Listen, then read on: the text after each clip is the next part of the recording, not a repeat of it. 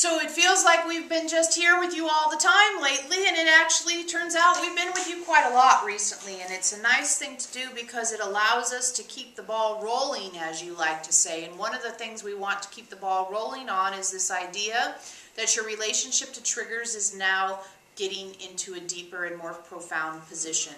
The opportunity here is that things that would normally trigger you or that still trigger you are the greatest gifts in your life at this time. They're the thing that is giving you the opportunity to walk the path of ascension, to move into the Homo Spiritus position, and to give yourself the opportunity to know yourself so much more deeply. And when you uncover things that previously would have triggered you or previously would have tempted you into trigger, and they don't even disturb you, they don't blip, that is one of the best ways that you can know you're moving out of duality. Because in the past you had to have a dualistic position. And obviously this is something that's bad or wrong because it would trigger you. Therefore, you were locked into duality by your interaction with triggers. Now, when things don't trigger you, because you aren't as invested in duality, you actually have the opportunity to step out of duality into neutral observation and to experience yourself in a new way.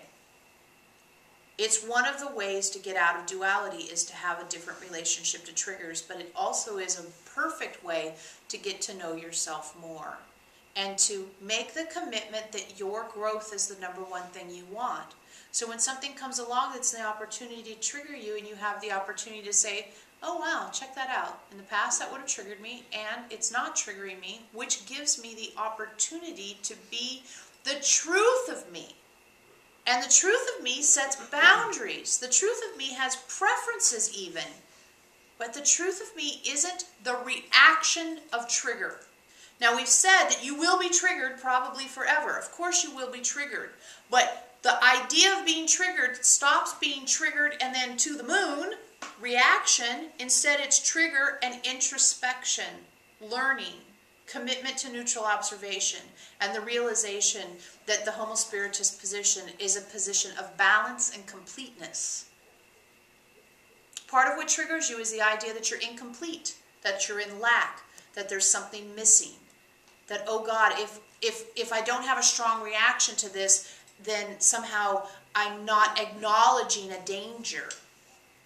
The Homo Spiritus position, of course, doesn't get real wrapped up in, quote, dangers as much as being in a high vibrational state facilitates a journey that doesn't require drama in order to learn. It's a journey that allows unfolding in order to learn. So, quote, danger doesn't necessarily exist in the same way from the Homo Spiritus position. Not because you've completely overcome the survival instinct and you never feel physical peril, but because you don't need physical peril in order to get yourself to learn. How ridiculous does it have to get? From the Homo Spiritus position, not very. Because your attention is continually at the beginning of the trigger, rather than down the road with the trigger, you know, when it's big. Pardon us, you can imagine a trigger starts off as a dot and then expands out in sort of a triangle shape. And the more it expands out, the more fire hosing you have, the more drama, the more maybe danger, the more adrenaline, the more fear, the more lack, etc., etc., etc.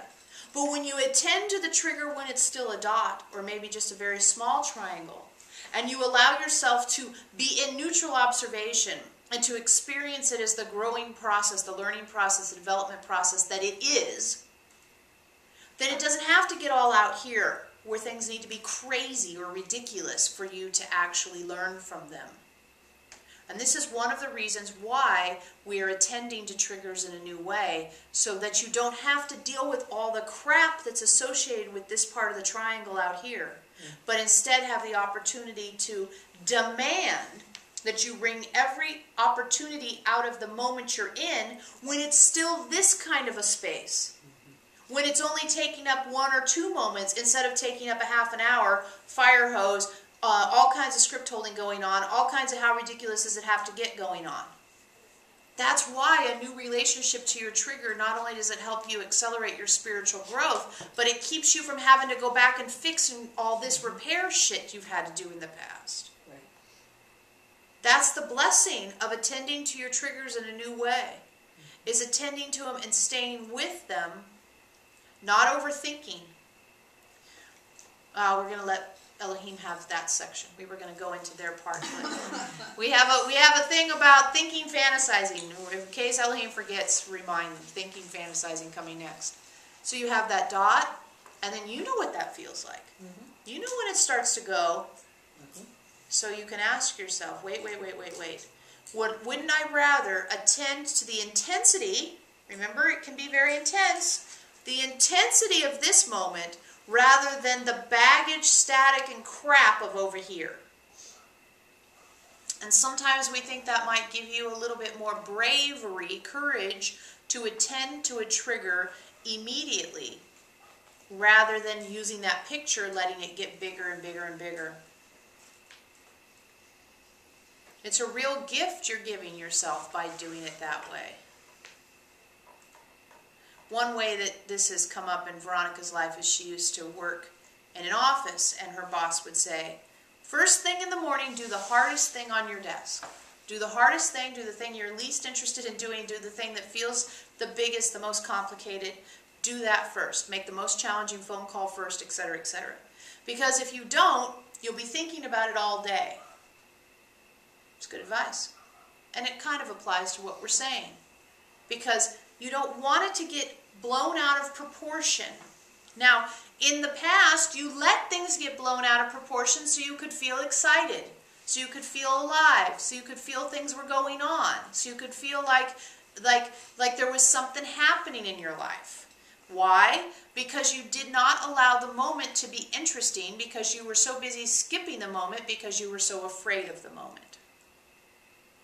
So instead of attending to the fear you have in the moment and allowing that trigger to be dealt with when it's this big, you let it get all out of shape so that you feel alive and feel excited and feel like something's going on. And this brings us to a point we'd like to make. One of the best ways to get into the moment is to ask yourself what you're afraid of. Now, we've done what are you afraid of before, and Elohim has taught you that you've got fears running around your body all the time. But this is another nuance to this, which is to say, wow, I find myself having a hard time being in the moment, so there must be something I'm afraid of. And this can be really unconscious, so it's good to use this tool in a very conscious way. What is it I am afraid of in this moment? Because I wouldn't be skipping this moment if I were comfortable in it, right? Mm-hmm. I wouldn't skip this moment if I were comfortable in it. Therefore, there must be a fear, anxiety, whatever. We just lump it under fear. There must be an unconscious, uncomfortable position here in this moment, or I wouldn't be skipping it. Now, part of you might say, well, I skip the moment because it's boring. Well, you know what we think about that. It's boring because what are you looking for? All this big drama off. You're used to that making you feel alive. When the truth is, the moment is a very alive place to be. Yes. You just have to attend to the fears there and attend to allowing yourself to open up and have more of your soul's perspective present so the moment is fuller. The moment feels boring, but the truth is it's quite full. So, new way of dealing with triggers. Deal with them when they're early. Early onset dealing with triggers. All right? Mm-hmm. And attending to the question of what am I afraid of in this moment? Because I'm skipping it, and if I'm skipping it, there's something I'm uncomfortable about. If you don't like the word afraid, say uncomfortable. There must be something uncomfortable about this moment, or I would want to be in it. There must be something uncomfortable about this moment, or I would want to be in it. And uncomfortable, of course, is a spectrum. But oftentimes we find you're afraid of the moment because the moment you feel like you have to be planning instead of experiencing. And you're afraid if you're not spending that moment planning, somehow you're in jeopardy. But the truth is, if you're spending the moment in soul's perspective and insight, you're actually getting more information than if you were just repetitively thinking the same thoughts about the future. And that's a shift you just have to decide to make. It's like the shift between being a creator and being a victim. You just decide, okay, I'm going to live my life a new way, and you may not even have any evidence that it works other than the evidence that the way you've been doing it includes too much suffering. So you want to change.